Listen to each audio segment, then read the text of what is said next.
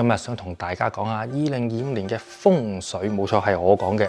其實咧，一般人嚟講咧，大家都可以擺到呢個簡易風水嘅，人人都擺到嘅。就好似咧每年報紙檔一大堆命理書一樣，裏邊咧大多數咧都有教大家點擺風水，但係始終咧文字版就理解有限。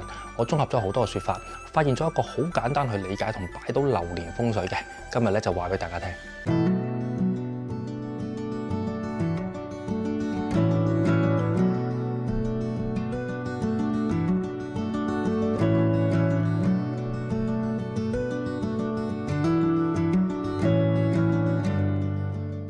首先，想擺風水令到今年咧順利嘅朋友，有啲準備功夫咧係冇得你懶嘅。懶嘅話就唔該你課金請師傅幫你擺，或者請個量地嘅幫你量下都得。嗱，第一個準備功夫就係至低限度你要有自己屋企嘅平面圖先，因為冇平面圖你就好難比較準確咁樣知道位置。嗱，話晒都簡單風水啊，係咪先？絕對容許有少少誤差嘅。嗱，攞支筆攞張紙出嚟先，係啦，識用電話嘅唔該可以用下電話嘅功能去度一度自己間屋嘅尺寸先。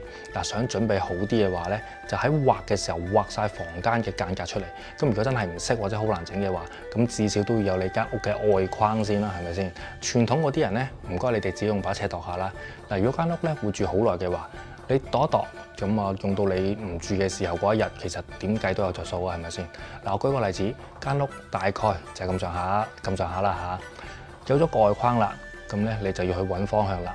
喂，點揾方向咧？你張紙嗰張圖上面畫個十字，嗱當然啦，要啱比例啦嚇。咁你就會揾到間屋嘅中心位，嗱超簡單啦，係咪先？然後你個人啊就行去個中心位嗰度，然後就用電話開個指南針，亦可以用普通嘅指南針啦，去揾翻東南西北喺邊先。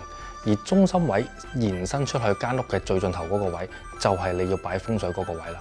嗱，當然啦，好多人咧會即刻彈出嚟同我講話，喂，唔應該係咁睇嘅喎，唔應該係咁擺嘅喎。嗱，我明嘅，因為咧我都迷惘咗好耐，我問咗各門各派嘅風水師，咁當然啦，講到識得多師傅咧，我真係即係識得幾多下嘅嚇。嗱，我發現咧，嗱先唔好話各門各派先，就算同門同派咧都會有唔同嘅説法嘅。咁我就喺度講少少先啦。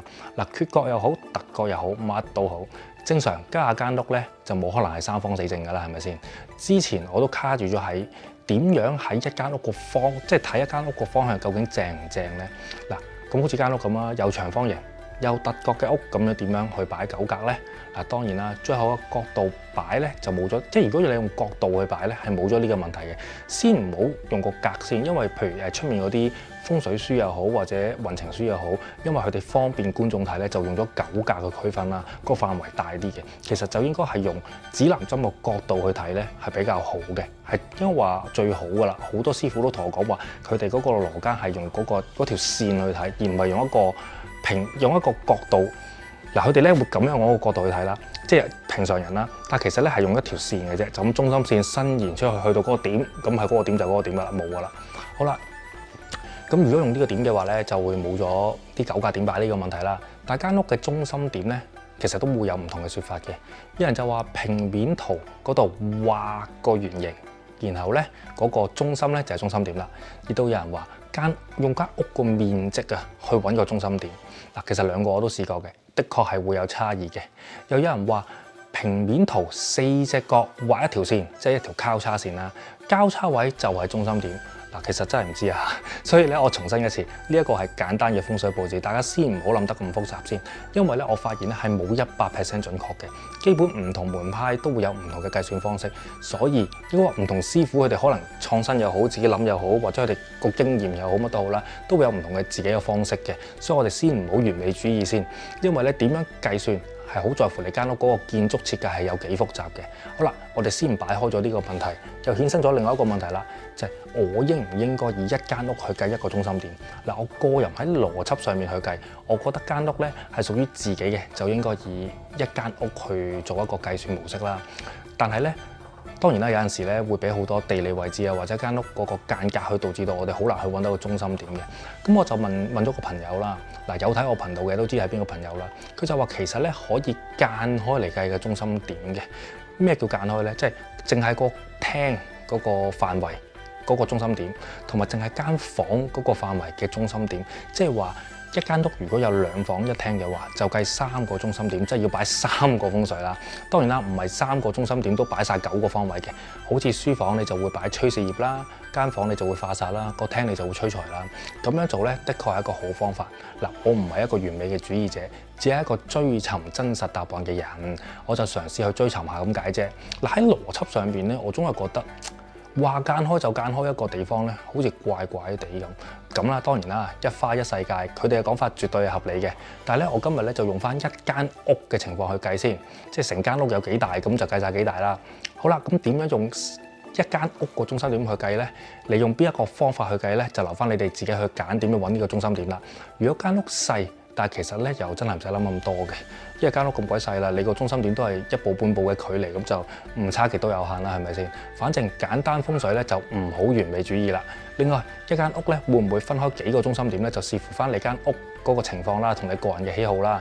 例如個廳有一個中心點，間房有一個中心點，絕對係可以嘅。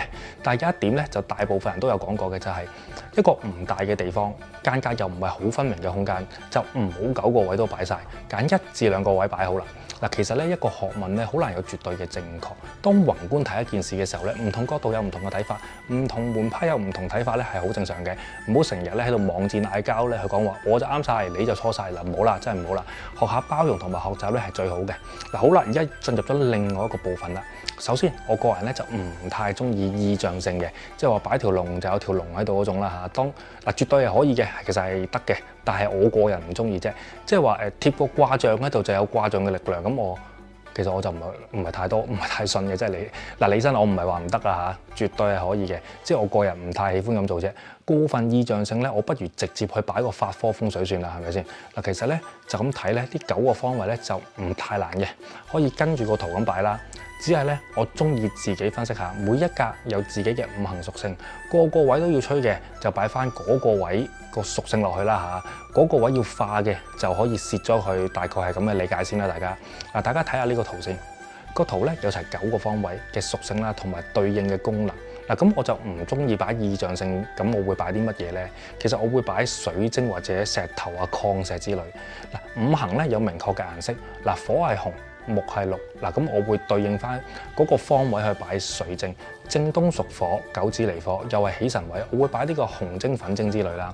情況允許，我會點下蠟燭啊，擺下嗰啲粉晶燈咁樣啦。嗱，東南方就係1白含水，又係呢個桃花位，我會擺下草莓晶啊，又或者擺下放濕機啊咁樣啦。南方就6白乾金啦，係偏財位，我會擺下呢個黃晶啊、黃礦之類啦，或者呢個銅器啊。嗱，西南方咧係8白近水，屬於正財位，都係會擺翻一啲黃晶啊、黃礦啊之類啦。有人會擺放濕機啦嚇。嗱，正西方咧就係4綠啦，文昌位，綠螢石啊、綠幽靈嗰啲咧就擺硬噶啦。當然啦，傳統係會擺呢個富貴竹或者4支毛筆嘅。嗱，大家可以自己選擇。西北方3碧鎮木就係是非位，咁我會用火屬性去化呢一格啦，就會擺下啲紅晶啊、紅瑪瑙之類。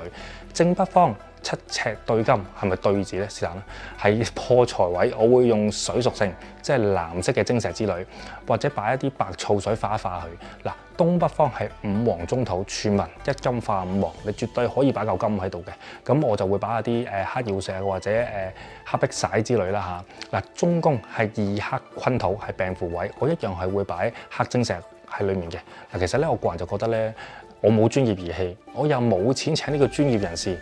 盡個努力研究咗，擺咗咪算咯。嗱，擺水晶咧最好就係價錢唔貴啊。咁當然視乎你擺幾大嚿啦。嗱，如果你擺 A 級水晶嘅話咧，咁冇嘢好講啦。嗱，不過咧我用屬性去形容每個宮位咧，係想大家喺思維上面鬆動一啲。其實咧係有好多風水物去選擇嘅，唔一定要去某地方去買又貴又唔靚嘅風水物。嗱，如果大家要超脫思維突破，同埋超脫呢個5行屬性嘅話，要去選擇嗰啲乜開光風水物之類咧，嗱，咁我情願你揾人寫到符貼喺隻牆上面就算啦，好唔好？今日咧分享咧就咁多先。嗱，我最後戴翻個頭盔先。嗱，如果想要專業風水陣式嘅話，應該請一個專業風水師去幫你。有啲錢咧係唔慳得嘅。嗱，頭盔都唔夠，我戴多個眼罩先。嗱，我以上所講嘅咧係簡單風水法，風水內容博大精深，即係好似有人話八白財星係退咗氣㗎啦，擺唔擺都冇所謂啊，又話一定要配翻自己嘅八字嘅用神先可以去擺風水啊咁樣啦。嗱，我呢個咧就只係普通嘅參考嚟嘅啫，大家自己研究下，因為我喺其實咁多年咧，我擺風水咧，關於喺度中心點啊或者度尺嗰度咧，其實一直都係有啲疑問，亦都問咗好多人，最後先統合咗呢一個説法去講翻俾大家聽。咁其實喺個中心點度攞個指南針去度直線咧，係真係最好噶啦，亦都最容易最簡單擺噶。咁大家自己研究下啦。再喺度祝大家今年蛇年發大財，人人賺大錢。